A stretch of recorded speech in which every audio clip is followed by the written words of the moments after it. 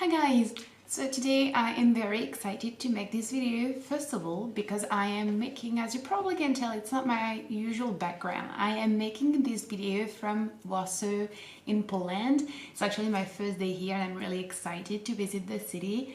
So yeah, first thing. And second of all, I'm really excited because I'm going to talk to you about something that really interests me and something that I think really interests you, as it is something that's requested very often. So I have partnered for this video with Tech Lessons, which is a website which allows you to basically take lessons for every single thing that you could possibly want. But I am here today to talk to you about the French lessons. So you could actually learn about French cooking and different things, but we're going to focus on French language today. So as you probably know, I am a native French speaker and I am actually a French teacher, believe it or not.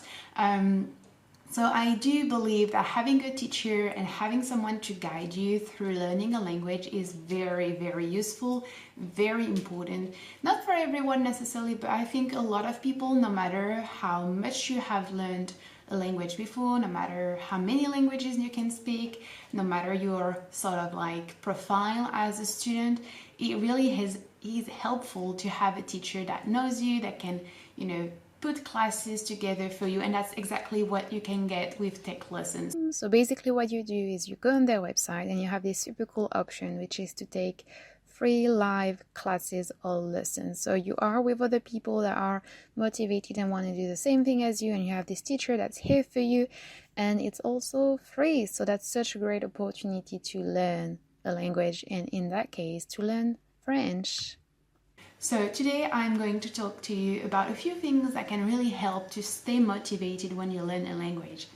So as you probably know, I do speak several languages. Well, first of all, very obvious, I do speak English. A lot of people are actually confused as to why I speak English fluently, and a lot of people are confused with my accent as well, because it's not your typical French accent, it's more a mixture of different accents. Well, the reason being, I actually kept so motivated and I was learning and practicing in different ways every single day. So the first thing is to be consistent. It is very important that you keep learning and practicing. It's not really useful to suddenly, in a burst of energy or motivation, go and do 2 hours of learning or practicing if for a week or 2 weeks you're not going to do anything after that. Really, it doesn't work like that. So the first tip is be consistent. So a great way to do that is to set yourself a schedule. For example, on one day you could be listening to a lot of French or any other language, but French here. On another day you could be practicing your writing skill on a blog, on a journal, anything really. On the third day, you could actually take a lesson, for example, on Tech Lessons, and you could focus on something that's difficult for you, a new grammar point, and then the following days you could try exercises by yourself that you could actually show your teachers the next lesson. And so that way, making yourself a schedule is going to keep you motivated, is going to give you some structure, and it's going to be a lot easier for you to see your progression. So first tip, be consistent. Second tip, make yourself a schedule. Organization and discipline sometimes, yes, are keys.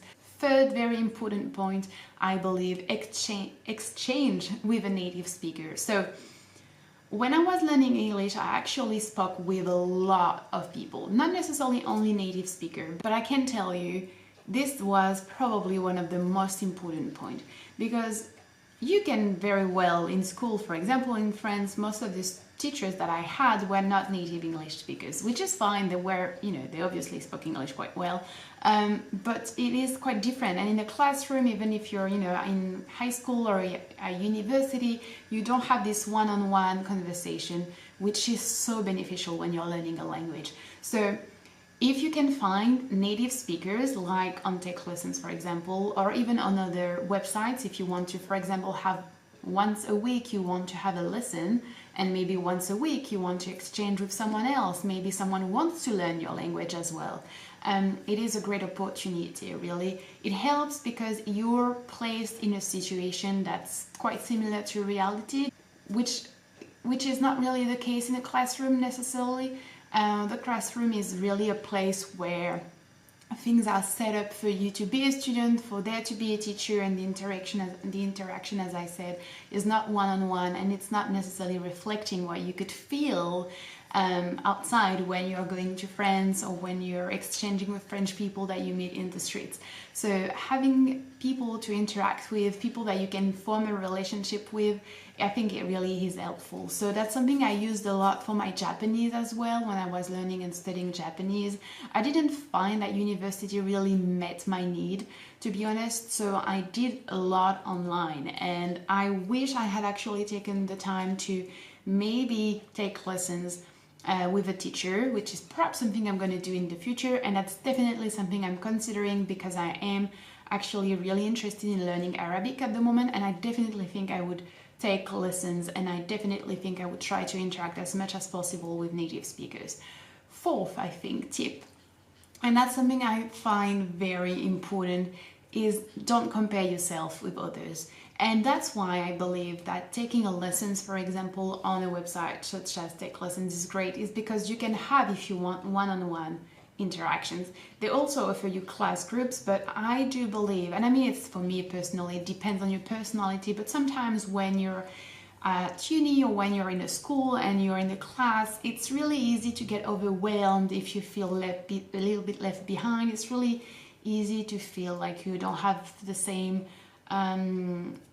sort of like fluency, or if you don't feel as comfortable as others, it's really easy to just be so harsh on yourself and get demotivated. So don't compare yourself with others, and try to really focus on yourself, what's difficult for you, what's easier for you, what's most important for you. Take your time, and that way having a teacher that knows you, having a teacher that you can see once a week or maybe more if you want, that's gonna know you, that's gonna know what's difficult for you, your weak points, your stronger points. It really is a lot different. And just if you're someone who is a bit stressed, if you're someone who is a bit anxious about speaking in public or being in a classroom, which definitely is my case, when I was at university learning Japanese, I never spoke in the classroom, which is obviously a bit of a, I mean, it's a bit of a downside when you're trying to learn a language, right? So having, you know, the safety of your home, knowing where you are, knowing that the person is just going to listen to you, knowing that they have, you know, the diplomas and everything to teach you, it's going to make you so much comfortable. It's going to make you so much more relaxed and at ease, and it's going to enable you basically to speak, to practice, to make mistakes, and do not fear the mistakes. And that's gonna change your learning curve so much. Fifth tip, and last but not least, this one is a bit more special, I suppose, but yeah, it's a bit more specific to nowadays, but use the internet. Really use the internet. As a teacher, I see so many of my students just coming into class, opening their textbook, doing the grammar exercises, doing the exercises or the oral speeches that I, you know, make them do in classrooms, but they never use the internet. When I ask them, do you follow French people on Twitter? No. Do you watch videos from French YouTubers? No. Do you have, I don't know, a blog that you write in French? No. Do you have maybe just an Instagram where you can post pictures and a small text, a small caption in French? No. We live in a day and age where you can have teachers and you can have lessons on your computer, and that's amazing, that's wonderful, but that doesn't stop there. You have so many different ways you could learn and practice using the internet. And while I am someone who definitely advocates for classrooms and for teachers and for textbooks and for all those very traditional ways to learn a language, I also believe that the internet and more like modern and inventive and creative ways even to learn a language are so beneficial. Speaking of creativity, having, you know, like an Instagram page, or having maybe a blog, or having a YouTube channel even, it is so helpful and so beneficial. I definitely think I would never be able to speak like that in English if I didn't make videos in English before. And you can, if you want to, look at my very old videos in English. You will see the difference. So it is really important to remind yourself and to remember that it is a process, and sometimes you even regress a little bit, but it's very important to keep going. So I hope you enjoy watching this video. I definitely do like talking about languages and learning languages. I've been a bit busy lately, so I couldn't really learn languages very well, but I definitely want to pick up Japanese again, and I definitely want to start Arabic.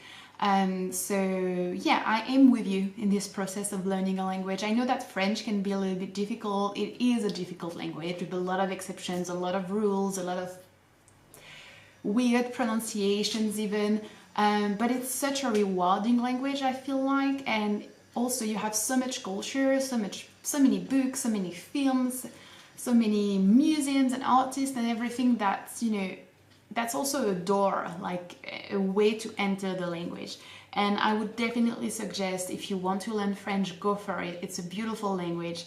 If you have the opportunity to have a look at take lessons and perhaps, you know, take a few lessons, get to meet a teacher, have this one-on-one conversation, express yourself in French without fear of, you know, making mistakes or being ridiculed or anything like that, you're gonna love it. Learning a language should be about joy, it should be about yourself, no pressure. Try to make it as, I want to say, as personal and as